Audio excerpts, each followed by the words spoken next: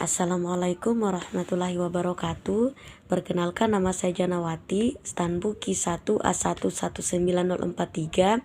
Saya akan menjelaskan tentang pembuatan protein sel tunggal dari limbah nanas dengan proses fermentasi. Protein sel tunggal merupakan produk biomasa berkadar tinggi yang berasal dari mikroba. Protein sel tunggal adalah mikroba yang kering seperti ganggang bakteri, ragi, kapang, dan jamur tinggi yang ditumbuhkan dalam kultur skala besar. Kondisi bakteri. Dalam penelitian ini digunakan yeast Saccharomyces cerevisiae. Keuntungan yeast ini adalah toleran terhadap lingkungan yang lebih asam dengan pH antara 3,5 sampai 5,5, mempunyai suhu pertumbuhan 25 derajat Celcius sampai 30 derajat Celcius. Keuntungan lain yeast ini mempunyai diameter sel sekitar 0,0005 cm. Dengan diameter sebesar ini, yeast mudah dipisahkan dengan cara sentrifugal tanpa memerlukan tahap penggumpalan. Dengan diameter sebesar ini, yeast mudah dipisahkan dengan cara sentrifugal tanpa memerlukan tahap penggumpalan. Saccharomyces cerevisiae termasuk kelas Ascomycetes yang banyak mengandung protein, karbohidrat, lemak, sehingga dapat dikonsumsi oleh manusia dan hewan guna melengkapi kebutuhan nutriennya sehari-hari. Saccharomyces cerevisiae juga mengandung vitamin, khususnya vitamin B kompleks. Kemudian, bakteri Saccharomyces cerevisiae.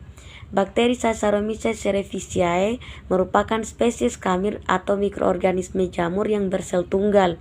Spesies kamir ini berperan penting dalam pembuatan minuman anggur, kue, dan bir sejak zaman kuno.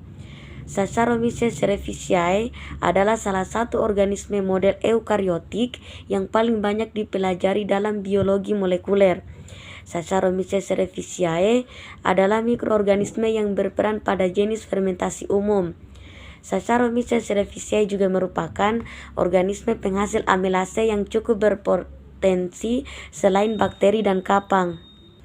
Selanjutnya, produk pangan hasil fermentasi Saccharomyces cerevisiae. Di Indonesia, banyak ditanam pohon buah nanas. Tanaman ini dapat menghasilkan buah nanas, dan buah nanas yang sudah masak dapat dikonsumsi langsung sebagai buah segar. Buah nanas biasanya dikonsumsi orang adalah pada bagian dagingnya saja, sedangkan bagian kulit dan bonggolnya hanya dibuang begitu saja, sehingga hal ini jika dibiarkan akan semakin menumpuk dan menjadi limbah yang dapat mengganggu lingkungan. Untuk itu, limbah nanas ini perlu dimanfaatkan lebih lanjut.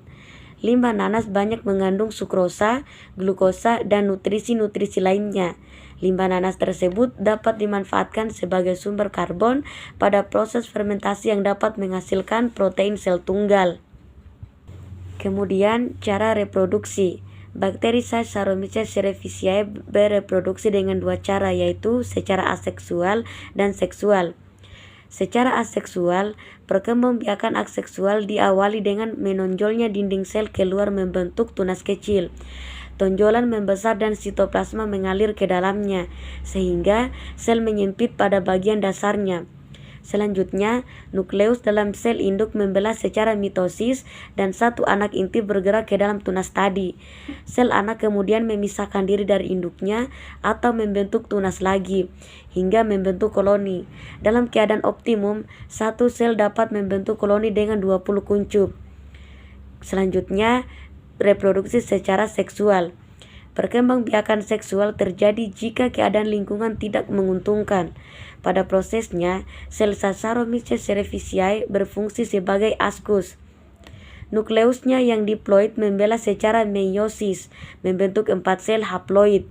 Inti-inti haploid tersebut akan dilindungi oleh dinding sel sehingga membentuk dinding aksospora haploid. Dengan perlindungan ini, aksospora lebih tahan terhadap lingkungan buruk.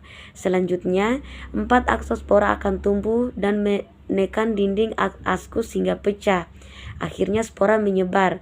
Jika spora jatuh pada tempat yang sesuai, sel-sel baru akan tumbuh membentuk tunas sebagaimana terjadi pada fase seksual.